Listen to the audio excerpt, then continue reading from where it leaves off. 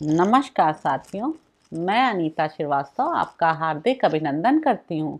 श्रीमद् वाल्मीकि रामायण में आज का प्रसंग है श्री राम का विलाप करते हुए वृक्षों और पशुओं से सीता का पता पूछना, भ्रांत होकर रोना और बारंबार उनकी खोज करना।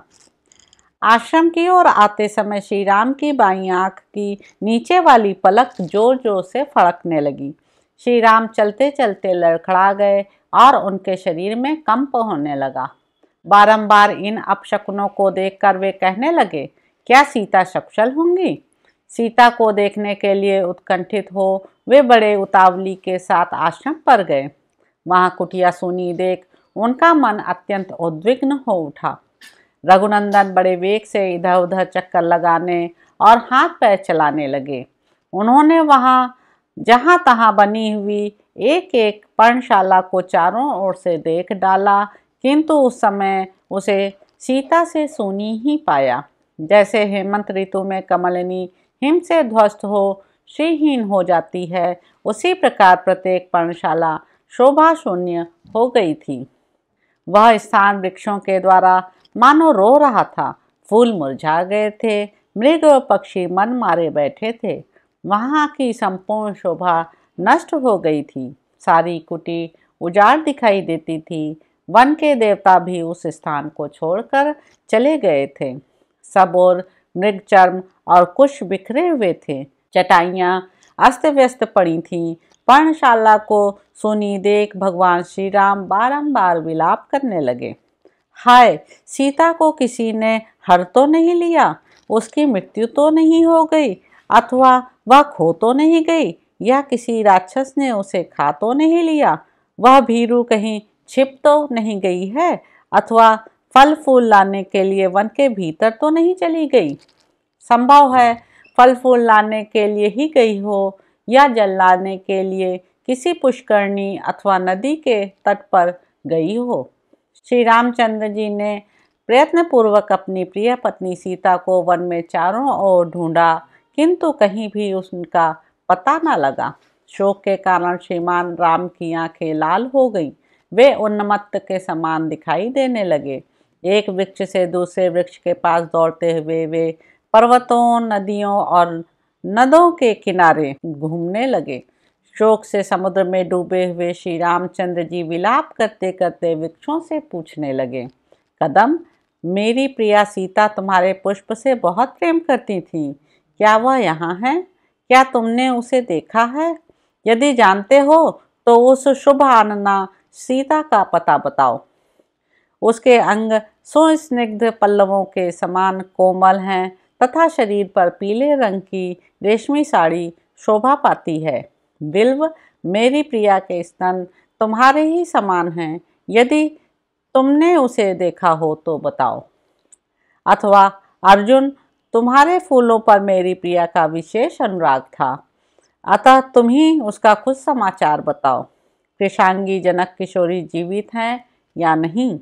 यह ककुभ अपने ही समान उर्रू वाली मिथिलेश कुमारी को अवश्य जानता होगा, क्योंकि यह वनस्पति, लता, पल्लव तथा फूलों से संपन्न हो बड़ी शोभा पा रहा है।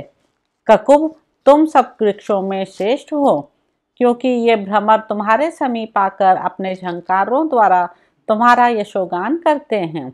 यह तिलक वृक्ष अवश्य सीता के विषय में जानता होगा, क्योंकि मेरी प्रिया सीता को भी तिलक से प्रेम था। अशोक, तुम शोक दूर करने वाले हो, इधर मैं शोक से अपनी चेतना खो बैठा हूँ। मुझे मेरी प्रियतमा का दर्शन कराकर शीघ्र ही अपने जैसा नाम वाला बना दो, मुझे अशोक कर दो। ताल वृक्ष, तुम्हारे पके हुए फल के समान स्तन वाली सीता को यदि तुमने देखा हो तो बताओ। यदि मुझ पर तुम्हें दया आती हो तो उस सुंदरी के विषय में अवश्य कुछ कहो। जामुन, जाम्बू नद के समान कांति वाली मेरी प्रिया यदि तुम्हारी दृष्टि में पड़ी हो, यदि तुम उसके विषय में कुछ जानते हो तो निशंक होकर मुझे बताओ। कनेर, आज तो फूलों के लगने से तुम्हारी बड़ी शोभा हो रही है। अहो, मेरी प्रिया साध्वी सीता को तुम्हारे ये पुष्प बहुत पसंद थे, यदि तुमने उसे कहीं देखा हो तो मुझसे कहो। इसी प्रकार आम, कदम्ब, विशाल शाल, कटहल, कुरव, धव और अनार आदि वृक्षों को भी देखकर महायशस्वी श्री रामचंद्र जी उनके पास गए और वकुल, पुन्नाग, चंदन तथा केवड़े आदि के वृक्षों से भी पूछते फिरे। उस समय वे वन में पागल की तरह इधर उधर भटकते दिखाई देते थे। अपने सामने हरिण को देखकर वे बोले, मृग अथवा तुम ही बताओ, मृगनयनी मैथिली को जानते हो? मेरी प्रिया की दृष्टि भी तुम हरिणों की सी ही है, अतः संभव है वह हरिणियों के साथ ही हो। श्रेष्ठ गजराज, तुम्हारी सूर्ण के समान ही जिसके दोनों उरु हैं, उस सीता को संभवतः तुमने देखा होगा। मालूम होता है तुम्हें उसका पता विदित है, अतः बताओ वह कहाँ है। व्याघ्र, यदि तुमने मेरी प्रिया चंद्रमुखी मैथिली को देखा हो तो निशंक होकर बता दो, मुझसे तुम्हें कोई भय नहीं होगा। प्रिय, क्यों भागी जा रही हो? कमल लोचने, निश्चय ही मैंने तुम्हें देख लिया है। तुम वृक्षों की ओट में अपने आप को छिपाकर मुझसे बात क्यों नहीं करती हो? वरारोहे, ठहरो ठहरो, क्या तुम्हें मुझ पर दया नहीं आती है? अधिक हास परिहास करने का तुम्हारा स्वभाव तो नहीं था, फिर किस लिए मेरी उपेक्षा करती हो? सुंदरी, पीली रेशमी साड़ी से तुम कहाँ हो यह सूचना मिल जाती है। भागी जाती हो तो भी मैंने तुम्हें देख लिया है। यदि मेरे प्रति स्नेह एवं सौहार्द हो तो खड़ी हो जाओ, अथवा निश्चय ही वह नहीं है। उस मनोहर मुस्कान वाली सीता को राक्षसों ने मार डाला, अन्यथा इस तरह संकट में पड़े हुए कि वह कदापि उपेक्षा नहीं कर सकती थी। स्पष्ट जान पड़ता है कि मांसभक्षी राक्षसों ने मुझसे बिछड़ी हुई मेरी भोली भाली प्रिया मैथिली को उसके सारे अंग बांट कर खा लिया। सुंदर दांत, मनोहर ओष्ठ, सुघड़ नासिका से युक्त तथा रुचिर कुंडलों से अलंकृत वह पूर्ण चंद्रमा के समान अभिराम मुख राक्षसों का ग्रास बनकर निश्चय ही अपनी प्रभा खो बैठा होगा। रोती विलकती हुई प्रियतमा सीता की वह चंपा के समान वर्ण वाली कोमल एवं सुंदर ग्रीवा, जो हार और हंसली आदि आभूषण पहनने के योग्य थी, निशाचरों का आहार बन गई।